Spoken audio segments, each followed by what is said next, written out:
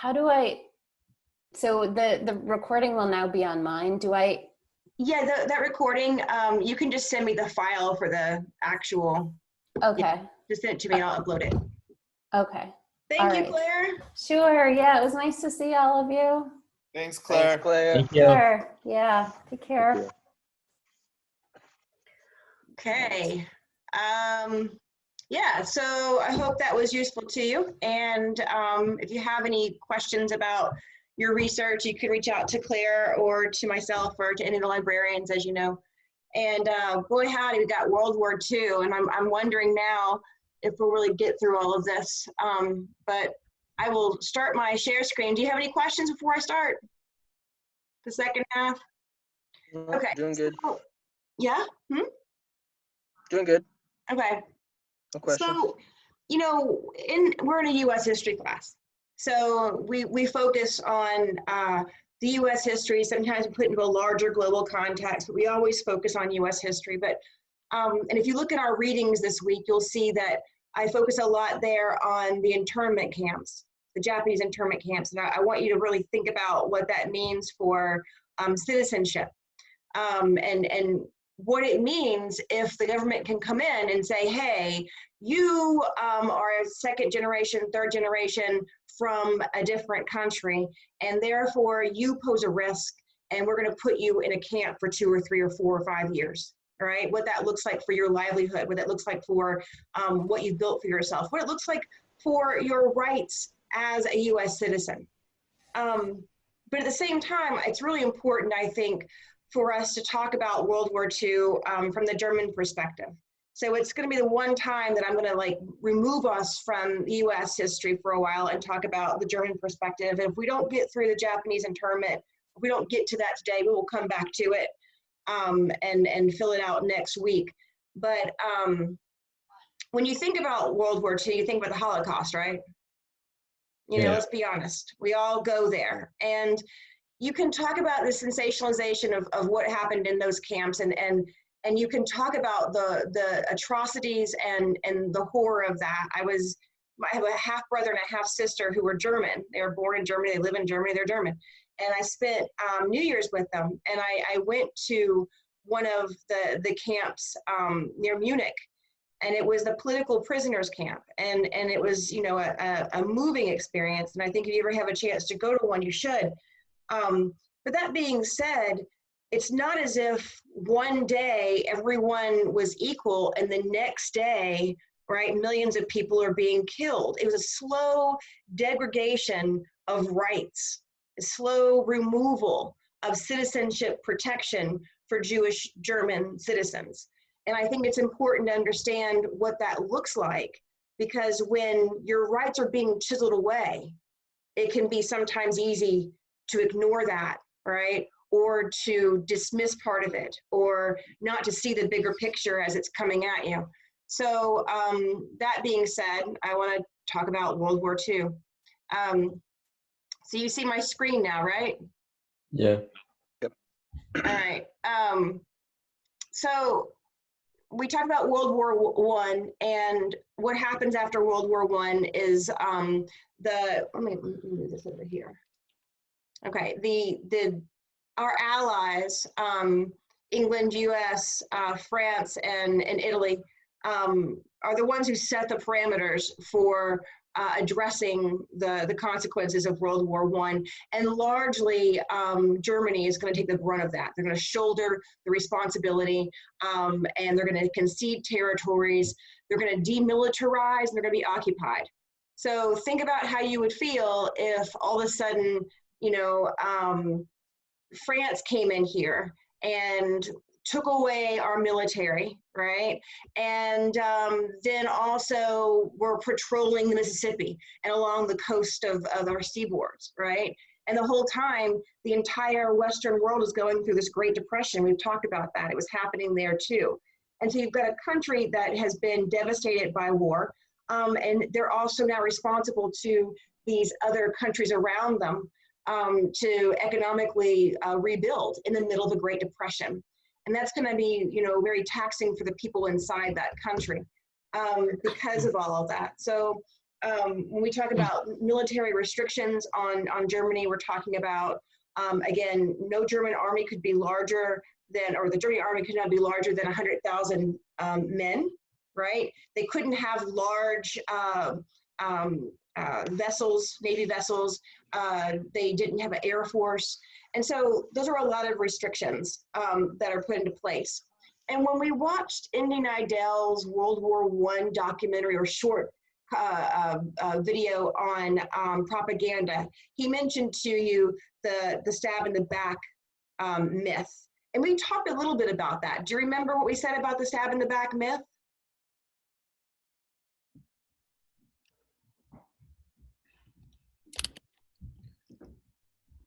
It's okay if you don't remember.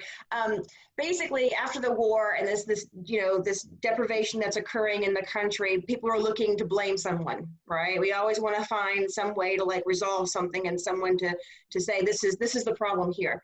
And so we have the rise of this Weimar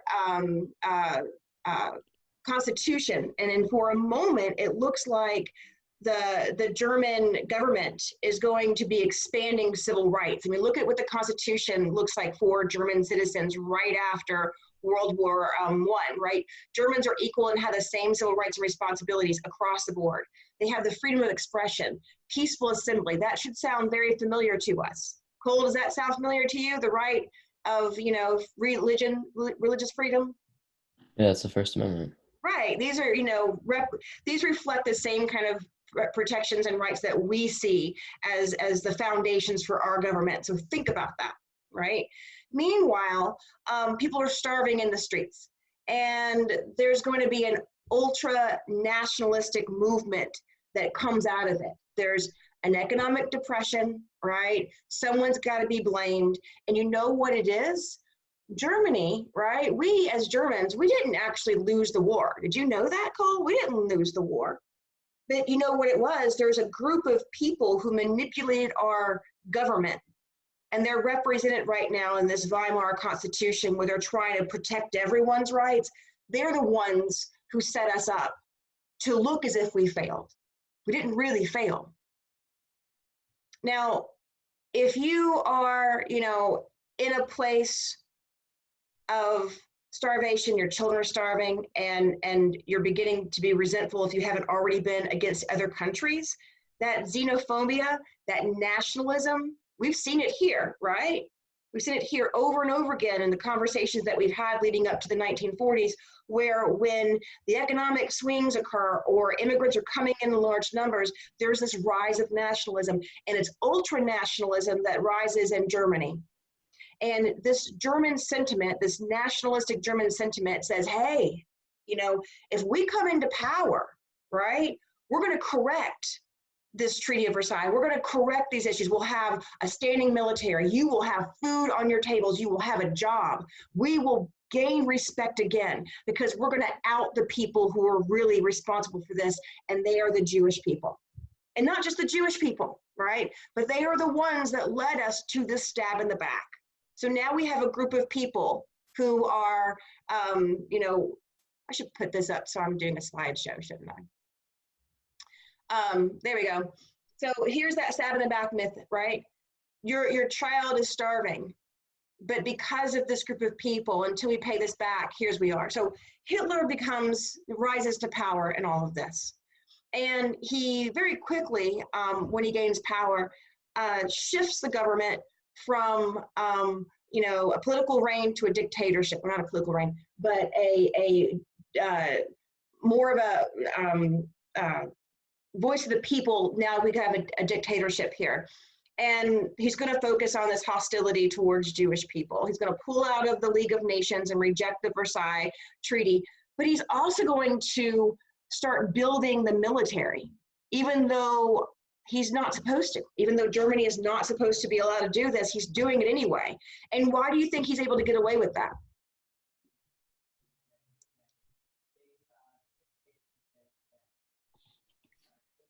No one wants to go to war again. No one wants to go to war again. They're all trying to rebuild their own countries. They're crossing their fingers, hoping that he won't expand, but they don't have the money themselves to, come in and really police Germany. right? And so if you were in Germany and you've got a job now helping to build the military, you're happy because you've got food on your table. So he's creating loyalty that way. And he's going to rearm all branches of the military. He's going to make a pact with Russia, right? A neutrality pact. Hey, Russia, you and I, we're not going to fight, right? We're going to help each other out. I'm going to give you manufactured goods. You're going to give us raw materials. We're going to have an economy going here. It's going to be you and me against them, right? And so they signed this non-aggression promise not to attack each other. And Hitler begins to test invasion to see if he comes outside of Germany's borders into Poland, if there'll be any reaction. And there is no reaction because the other countries are so focused on rebuilding their own economies and rebuilding the infrastructure that was bombed in World War I and dealing with the ramifications of war over time, the continued loss of life, the starvation, all of those bodies, all of it, right? And so look at the populations here of Jewish, European Jewish groups, right? We can see, if we look, that the majority of them are concentrated in Germany, in Poland, and then into the Soviet Union. So if you have made a pact with the Soviet Union, Poland is right there. And yeah, if it's a group of people that you're looking to lay the blame on, Jewish populations right here, right, are condensed. And so they would catch your eye. Now, we also know that this swastika, right, the Jewish symbol of the Third Reich, is actually an image of peace. So we talked about that. That 10,000 years ago, the Harappan civilization in the Indus Valley, so you're talking about pre-India on the river right there. 10,000 years ago, this was a hub of international trade. It was right there on the Silk Road, you know, between what's emerging as the Yellow River civilizations will become China, and then you've got Africa over here. And so it's a place of trade. And so the Harappan, the Indus Valley civilization was peaceful. It was advanced technologically. They had air conditioning and running water and sewers. It was this, you know, beautiful, advanced culture that had metric weights, and they had all this because they were open, you know, civilization of trade. Well, at some point, the Aryans from the north came in and took over, and 2 or 3 generations later, they wrote the Vedas, right? And so it's like the great-grandkids of those who came in to conquer write these stories that say, hey, the lighter-skinned Aryans dominated the Harappan Indus Valley. We don't really know what happened, but it's that story of race-based superiority written by the conquerors, again, generations afterwards. That's what Hitler and the Third Reich like cling to, this idea of Aryan nationalism, right? It was a cultural appropriation because actually the symbol of the swastika is one of peace and is a Buddhist image of recycle in life. So, you know, that's just kind of ironic. You just tilt it a little bit, it becomes this, you know, very violent image. So Germany is rearming, right? They move into these demilitarized zones. No one is opposing because everyone's, you know, really focused on their own economies. And so Hitler's able to annex these different areas, right? Look at this, the Third Reich by 1942 is a giant, frightful beast in Europe. And still, the United States is not going to get engaged. We're not going to engage in this war. Not until, of course, Pearl Harbor. You know, Stalin is following Hitler's lead here and invades Africa. You've got, you know, the Spanish being taken over. And then we see the beginnings. If we look inside the Third Reich, we can really look at the way in which Jewish protections began to unravel, because it was slow and insidious. You can't take a whole bunch of people and begin to slaughter them in the streets. The other people will, you know, respond to that. But if you do it slowly, well, you're also using this propaganda to perpetuate these racist ideas of who, right, is superior. And remember, we're coming out of World War I, economic depression, and you're being told that you are valuable and you are better and you're going to get a job. We've talked about victimization. victims victimizing others. This is the epitome of it. But in 1933, when Hitler first comes into full power, the first thing he does is open up concentration camps for LGBT, the Jehovah's Witnesses, people of color, people with disabilities, political opposition. This is the first people to go to these camps, right?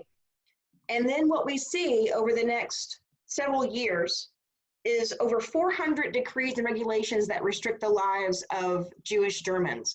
Look at this, from 33 to 34, right? The first thing is this law of restoration of professional civil service. So now Jewish civil servants can no longer work in the federal government, right? There's restrictions on how many Jewish students can be at German American schools and universities. So we're seeing restrictions of access here. Revoking of tax consulting licenses, no more Jewish actors on stage or on screen. They're no longer able to slaughter animals so that the dietary restrictions of the Jewish faith cannot be followed. What do you see happening here with these restrictions?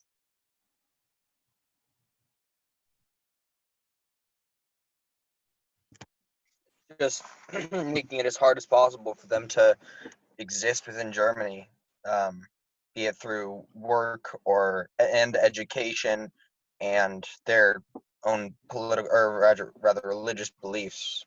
Sure.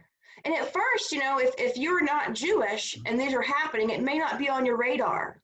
But those implicit narratives of inferiority are being absorbed.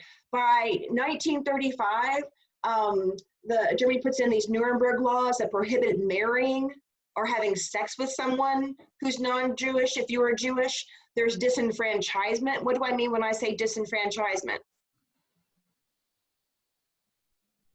Can't vote. Can't vote. Now you've lost your political voice, right? And then there's laws also determine who is Jewish by blood. So if you have 3 or more Jewish grandparents, you're Jewish, right? 36 to 38, you can't go to the Olympics. You can't, you have to register your property. And then they have this Aryanization of Jewish businesses where people who are non-Jewish come in and you have to like fire sell your house, or not your house, but your business to them. So basically, Jewish people are being kicked out of owning businesses. There's no more Jewish doctors. There's no more Jewish lawyers. There is the Night of Broken Glass, this Kristallnacht, where they go through, right, supported by the government, and they just, bash in the windows and the doors and burn down Jewish businesses. Jewish students are now barred from education at all in any kind of German university or educational institution. And there are places where you can't go if you're not German. And if you don't have a German or a Jewish sounding name rather, then you have a surname now, which is either Israel if you are a man or Sarah if you are a female. And that helps to indicate your race, nationality, whatever, your Jewishness on your identifiers. So when you see this kind of laws going into place, what happens to the populations of non-Jewish people in this area? What do you think starts to happen with them? It rises. Oh, go ahead. Yeah, more non-Jews are moving into all these areas. There's more non-Jews moving into these areas, and there's a little bit of a privilege that's been there. So there's going to be a rise in this anti-Jewish sentiment, right? Just by osmosis, they're seeing how if they're not allowed to do this, then they must not be worth it. Allows them to justify the prejudice. Right. Coming from government top down, then it must be right. That's really good. That's true, right? And so this is what we see that leads us then to the Holocaust. Now, in 41, Germany turns on its ally, the Soviet Union. It's not funny, but it's just like, it's so terrible to think of. And they begin to move into Germany with, look at this, with gas bans, right? Not only are they turning on them, but they're attempting to go in and create the same Holocaust there as well. And so we know what happens with the Holocaust. We know that, you know, German Jews were restricted their citizenship and their property and their human rights and their lives. And, you know, if you are interested in you know, examining those atrocities, you know, there's plenty to be seen out there. I have a book from the camp that I went to. Yeah, Dachau right here, Dachau. And in here they use political, this is mostly political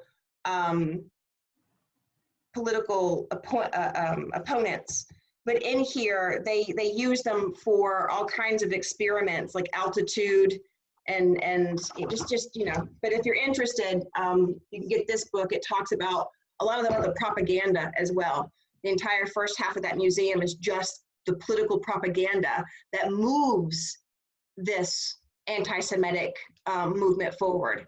And so we see the deportation of you know, Jewish people to these camps. And if we had more time, we would talk more about that. But this is a U.S. history course.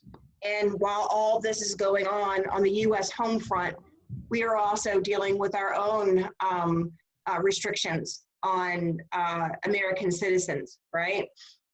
We have this isolationist approach that we take. We all remember this from World War I, right? But, you know, remember that inside the United States, you do have Nazi sympathizers, and Henry Ford was one of those, right? This is pictures of French slaves that were working at the French factories for Ford under the Third Reich. He didn't want to give up his business, and he actually sent money to the Third Reich. And then we have some people who are trying to do the right thing. And once again, we can look to our own state here in Massachusetts, where a Republican senator from Massachusetts was in support of opening up our borders and immigration quotas to take in Jewish children from Germany. We knew what was going on, but we stayed out of it. But then Japan's going to get involved, and they're going to, you know, massacre Chinese citizens. And our approach in all of this is alarm. FDR is going to call for restrictions, and one of those restrictions is going to be to restrict Japanese access to oil and gas. And that's really what's going to bring Japan's focus onto Hawaii. We have the American First Committee here, Father Coolin, no surprise, Charles Lindbergh, all part of this group that's saying, you know, America first, we're not going to get involved. And again, all of these were actually Third Reich sympathizers. So we have, again, froze Japanese assets and blocked trade, including Japanese oil. And so Japan is seeking to take out our Navy. And if they can do that, if they can take out our ability to fight back in that way, then they can take over Hawaii and begin to move in and invade. But fortunately, as unfortunate as Pearl Harbor was, most of the war had turned to airplanes at this point, or, you know, air combat, and all of those ships were gone at that time. So there's 7, I think, ships that are hit, 2 that go down, 2,500, you know, Americans are killed, and most of those are soldiers. You know, I think it was like on one ship, Arkansas, maybe it was, there's like 1,200, you know, soldiers, you know, drowned in just matters of minutes. So of course, you know, this is going to bring us in to this war. But if you look at the casualties overall, right, this is bloodshed on a new level, especially when we look at the amount of civilians that are going to die, right? And we look at this Holocaust here. And of course, we then engage with the most terrible weapon, seeing this as the only way to, like, end the war. When you have Japanese suicide bombers, how do you stop them? And so the atomic bomb becomes the choice here. And, you know, you drop a bomb like that and instantaneously people died. 70,000 people died in Hiroshima, right? And then those who were in the impact zone who didn't die had, long-term ramifications from this. 3 days later, Nagasaki. And that brings the war to an end. And then we have economic benefits from the war. But what I want to talk about is this nationalism. And I want to talk about the fact that there are American citizens that are denied their rights because of racism. But before I do that, let me just stop for a second, because it's a lot of information in like 20 minutes, and get a feel for where you are. What do you think about all that content we went over? How are you synthesizing it? I thought it was crazy to look at the numbers of people who actually died. Like I didn't ever look at the actual amount of people that died until just now. That's millions of people, right? Yeah. And that's a long-lived imprint in our memory. It's a lot of people and a lot of atrocity as well. I've got a question about Japanese invasion to China, and I haven't done much research on it myself, but I remember hearing that their camps were more devastating or killed more Chinese people than Germans to the Jewish people and whoever else they may have killed. But I have no idea how factual that is. That's just something that I came up in my mind hearing that. I know it was brutal. I don't think it was more than 12 million though. Sure. But I could be wrong. I can look that up. I don't know for sure, because I myself have not spent a lot of time looking at the Japanese camps, nor have I spent a lot of time looking at Japanese and Chinese relations at that time, to be honest with you. Sure. But I'll look into it. It's a really good question, Chris. Thanks. Yeah. Okay, so let me share this other screen with you.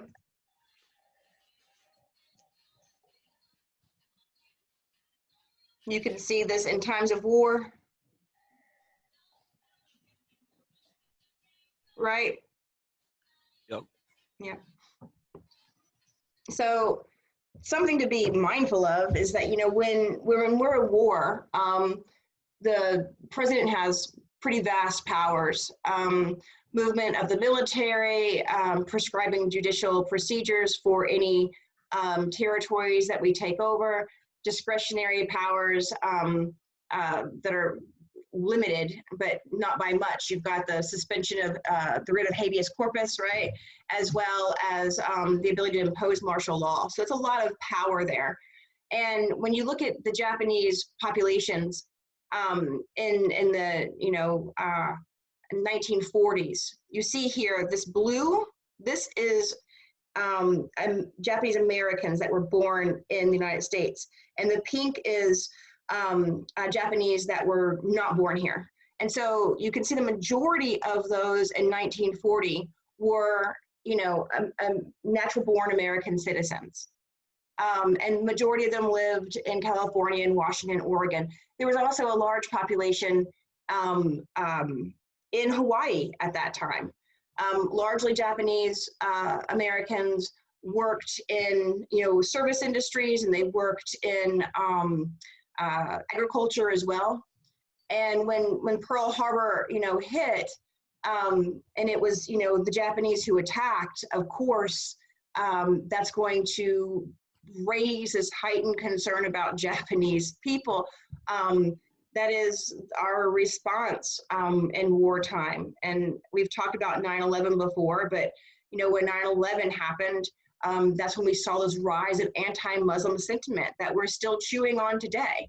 And so we see this, with Japan, rightfully so. But what happens is, people one of the things that I know about human nature from studying history for so long is that people need to feel empowered, right? And in order to feel that way, sometimes, especially in times of devastation, people are more willing than not to defame another group. And so what happens here is that this anti-Japanese sentiment comes across in propaganda, right? There's scapegoating that's sensationalized. You see these pictures here, right? What do you see in these pictures?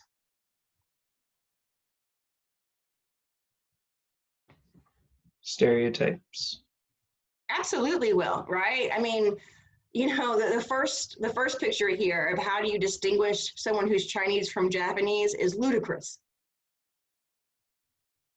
What do you see in that third picture?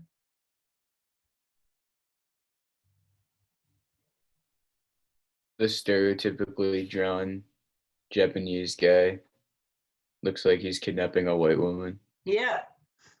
He's bent over, very animalistic. She, of course, is, being defiled. And what this is hearkening back to is the historic racial, just racism of American past. We talked a little bit about at the turn of the 20th century how Ida B. Wells, right, wrote about the fact that at the height of lynching, Black men were being accused of raping white women, and that was the justification for slaughtering them, right? We see that transition happening here, right? Japanese are this new racial group. They're, going to defile white women. And these images help to associate this new push against Japanese with the old, U.S. racism.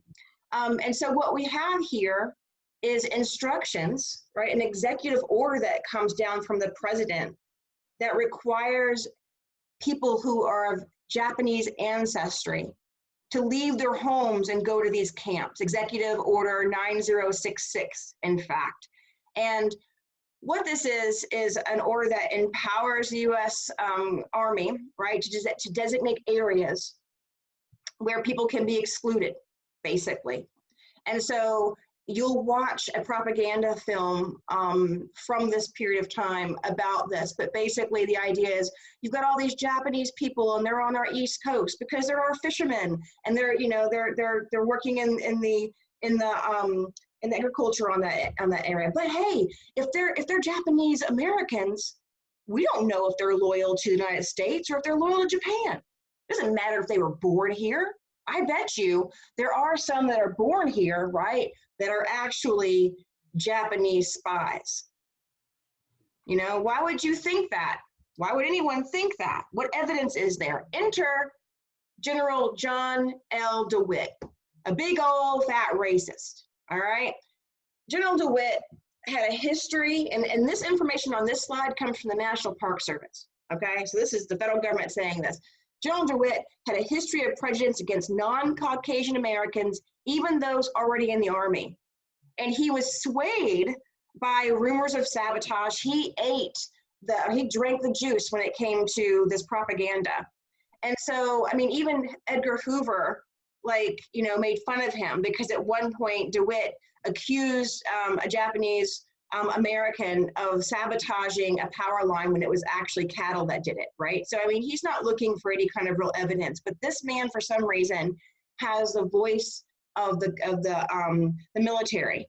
And the president, FDR, has given over most of his power and authority to the military during this wartime effort.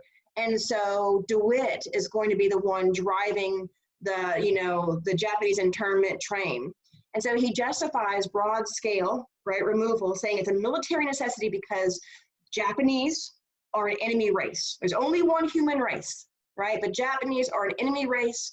And in fact, we know that sabotage is coming. And he rationalized, he said, the very fact that no sabotage has taken place yet confirms that the action will happen. What? Right, Zephyr. Because they're purposefully waiting for the right time to strike. They're going to do it. And if they haven't yet, then it's going to be coming. This is the rationale that is the leadership of our country during World War II when it comes to at home, right? Was having at home. He wanted to remove all Japanese, Germans, and Italians, but that's not going to work, right? You can watch this link in your classroom. So here we go. Japanese Americans are forced to leave their homes. Well, let me ask you a question, right? We're stuck in our homes right now. But imagine that one day you're told that you have to get on a bus and you're going to go and you're going to stay in a horse stall, right? And it's going to be for however long the war lasts. Let's say that you've got a business in town. What do? You have to sell it. Yeah, who are you going to sell it to?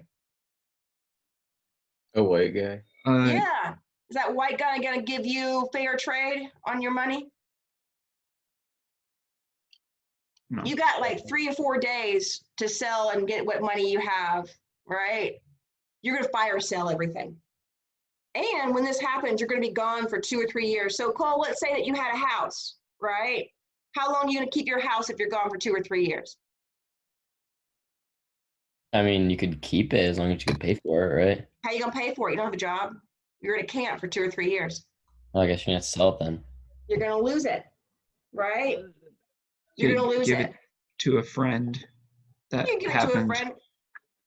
Maybe you have a friend like that. That happened with farms, right? They gave farmland to their neighbors. And then Many they options. only some of them came back and they got it back. Only some of them Some would of get them. it back, sure. Yeah. I mean, I've been tending your land for 3 or 4 years and you're Japanese.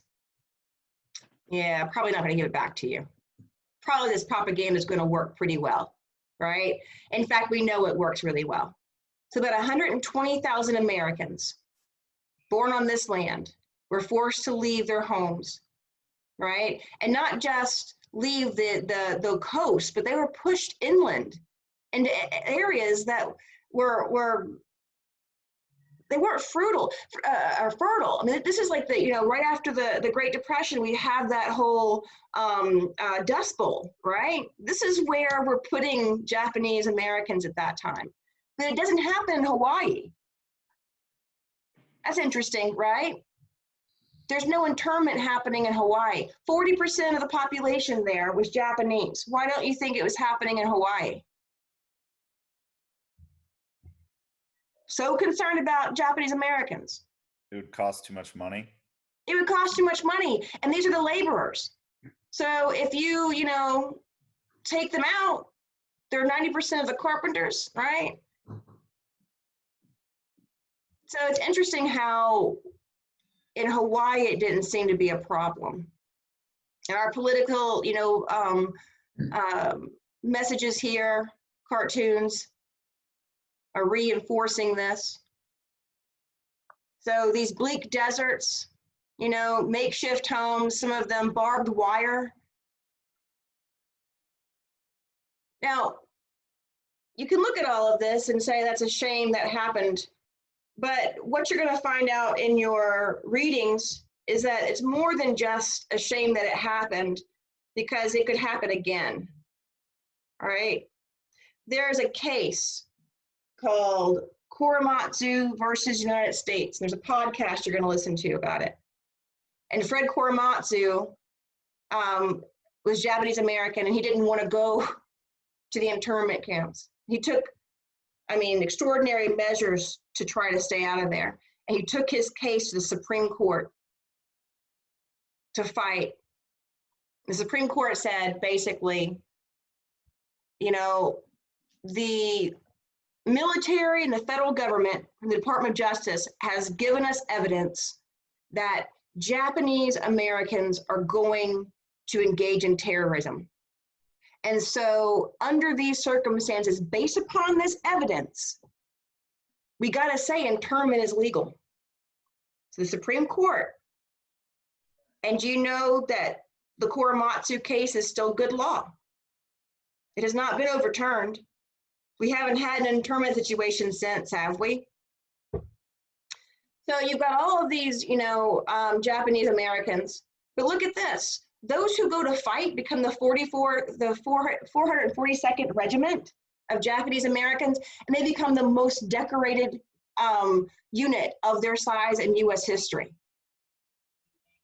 So it kind of contradicts what DeWitt was saying a little bit here, right?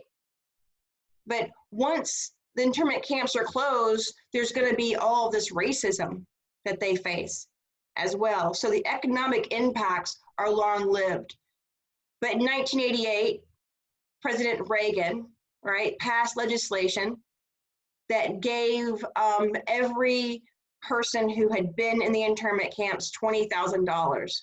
So there were, an attempt by the federal government to heal through this way. Reagan did that? Reagan did that. That's surprising. Meanwhile, right, they were concerned about the Japanese Americans, but, Nazi supporters were able to organize and march in New York. Even though US citizens were being held in the desert, some of them Hungary, right? German prisoners of war in Florida were well taken care of and had more liberties and freedoms than Japanese Americans at that time. So there's Fred Korematsu. In that case, Korematsu versus United States. In truth, we talk about scapegoating here, right? We talked about this. There's no factual basis for any of the information that DeWitt used to justify what he was doing. And in fact, right, what we know, if you look at the Korematsu case, right, in 1983, a pro bono legal team reviewed evidence, new evidence, and they found that, in fact, the information that was given to the Supreme Court, that was the evidence for the Supreme Court to say, yes, internment is constitutionally legal, came because the government intentionally suppressed and destroyed evidence. So what the federal government handed over to the court to make their decision was manipulated evidence.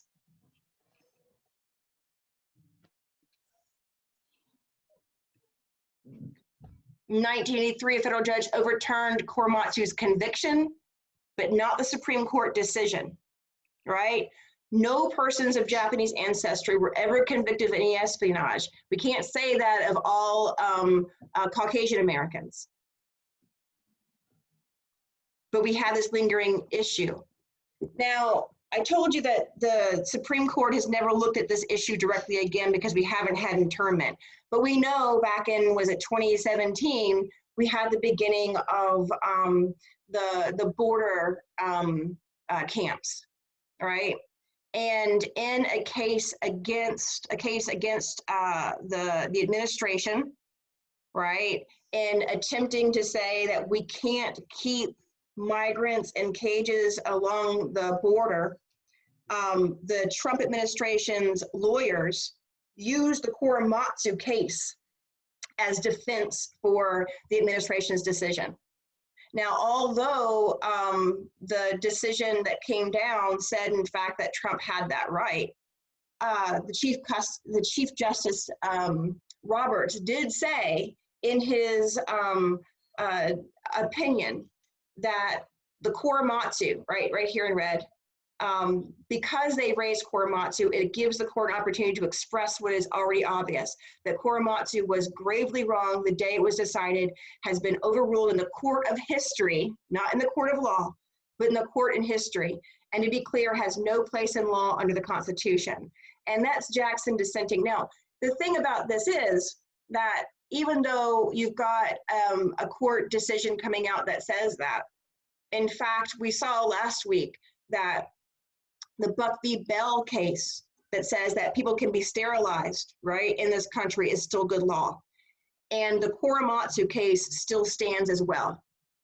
So my point is that when we look to Germany and we see the degradation of the rights of German citizens, and here's some resources that I'll share with you. When we see this degradation of the rights of citizens and we think that couldn't happen anywhere else, we are situated legally for that to be a quick move here in this country.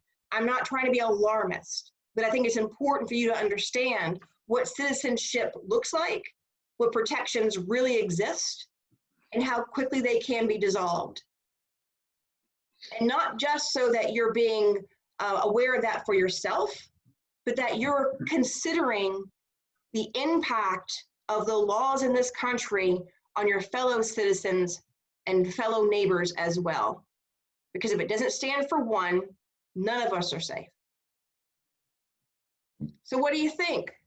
There's my question again. I was talking to someone the other day and they were like, how's classes going? And I was like, well, I've gotten to the point where I just like talk a bunch and then I just say, what do you think? You know, that's where we're at. So it's like, what do you think about all that?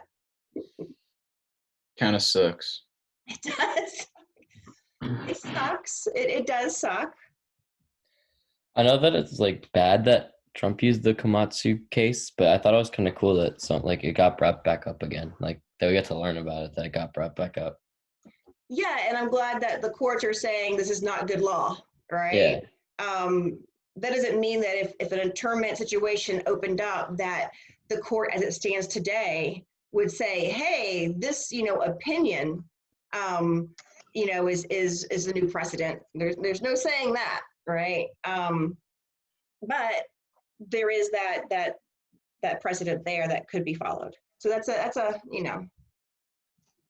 fingers crossed kind of situation. I think about that, and then I think about, I might have mentioned to you, have I ever talked to you about the Alabama state constitution? What about it? Oh, well, it's fun, more fun information. So I was down in Alabama last year, I think it was, and I'd gone to the lynching museum because, hey, it's a fun time to spend, fun way to spend your day. But I was in there and, and I know all the history, it was really amazingly well curated.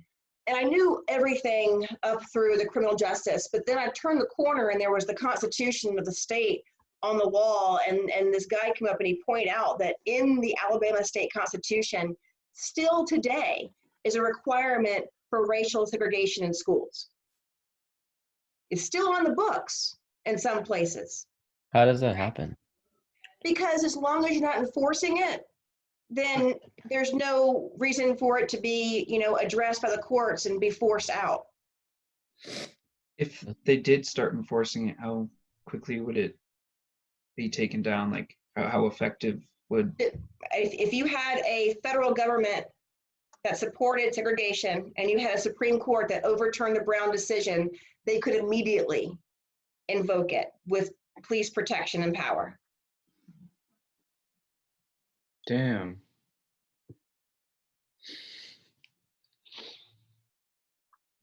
My point is not to scare you, but truly who's in office, as we all know, is important, right? And our civil rights depend, and our civil liberties depend on a respect for the balance of government that exists. And right now, we have a real struggle happening, right? Between the governors of this country and a president who declared yesterday that he has the power to override constitutional restrictions on the executive and the federal branch of government. The police power rests with the states, but only if we understand our laws and we understand our branches of government. You have to know these things in order for them to be enforced. You see what I'm saying? That's why I'm telling you all of this. If you don't know how the law works, then when someone says to you, I can do whatever I want, you think, oh my God, he can. I know I'm not supposed to be partisan in the classroom, but this is an amazing moment. I don't know what else to say. This is confounding. So be aware, because knowledge is power. All right, my babies. Tell me something good. I made pancakes today. They were What's pretty that? good. I made some pancakes today. Pancakes, That were they is good? good. I made home fries. Ooh. I love me some home fries. I was making cinnamon rolls at the beginning of the class. I'm gonna try my hand at French bread because I need me a po' boy roast beef po' boy, and I'm not going to New Orleans anytime soon. So if I'm gonna get one, I gotta make it myself. Isn't Right. a po' boy like a sandwich? Heck Hmm? yeah. Isn't a po' boy a sandwich? Yeah, I want a roast beef po' boy. I'm gonna make some French bread, and if that goes well, I'm gonna make myself some roast beef and put it on there. What else is involved in a po' boy? Oh, well, you just gotta dress it up with some, lettuce, tomato, and mayonnaise. Maybe you like a shrimp Right po' on. boy, right? There's all kinds of po' boys. I just happen to like the roast beef. Okay. Never heard of Yeah, a I had shrimp po' boy before. This is important information. It is. It's French bread, but it's like crispy, crusty. It like flakes in the top, and then it's all Okay. soft on the inside. It squeezes Ooh. down. Nom, nom, nom. But it's only good for a day. So if you make it, you got to eat it then or freeze it.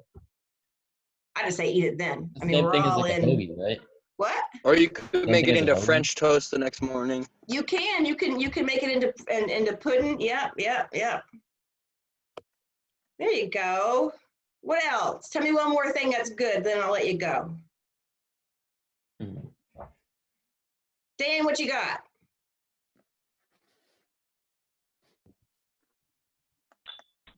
I see you, Dan. Well, I finished one of my essays, so I'm going to start this one. Nice job. Nice. Can you hear me? I hear you, Dan. You got any questions for me? Can I ask you something? Yes, Megan. I forgot to meet with you last week. I was supposed to meet with you again about my paper. Come on. I also need to do that. Hey, me too. Meeting with me? Yeah. I've got office hours this week. Have you seen my office hours? It's Yeah, I tomorrow, saw him. I'm right? gonna I got office hours tomorrow. drop in tomorrow. Yeah, if those office hours don't work for you, I Megan. got a question about how the office hours work. Mm-hmm. First come, first serve. You just pop in. So I saw the one for tomorrow, like 10:30 to 12:30. Do I just like come into Zoom and then there's other people Yeah, if you. on Oh. to and we all talk? Or We share the space. How's that? If I'm talking to Megan and you come in, I'll finish up with Megan and then we can talk. It hasn't been a problem, but if that doesn't work for you, we can also make an appointment. I'm going to be around most of tomorrow. I just don't like to put like 5 hours of office hours on there because I got sick doing that one time. But I can put, office hours in the morning and office Right. hours in the afternoon as well. If you have something after 2:30 tomorrow, I can talk to you tomorrow. Okay, I will put more office hours on there from 3 to 4. How does that sound? Okay. Yeah. I think we lost Chris. You there? I'm here. My internet connection's dog shit, so I cut the video. Okay, and if your internet's not working, all of y'all can just call me and we can talk that way as well. And if my office hours don't work for you, just text me when you're free and say, hey, do you have a few minutes? And more than likely I'll say yes, or I have a few minutes in just a few minutes. Okay, so I'm here for you. I mean, I got a dog and it's me. That's it. And French bread I'm trying to make. I think I can squeeze you in some. All right. I think there's time to be shared. Perfect. I'm going to go for a hike today, but if anybody really wants to talk this afternoon, I am free like after 6, but before 8, because I have my beer at 8. So, yeah. Coronavirus. Did y'all see where, what's her name? This is a good one. Hold on. I got to tell you this one before you go. Where Can you see that? Martha Stewart was drunk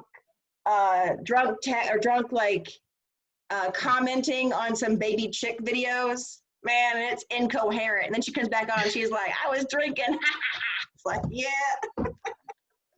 Hashtag not alone, Martha, not alone. There you go. All right. Well, that's good. You're all smiling. I like to leave you like that. That's better. All right. So, hey, Dan's back. Hey, Dan, the man's back. We're leaving now, Dan. You missed it.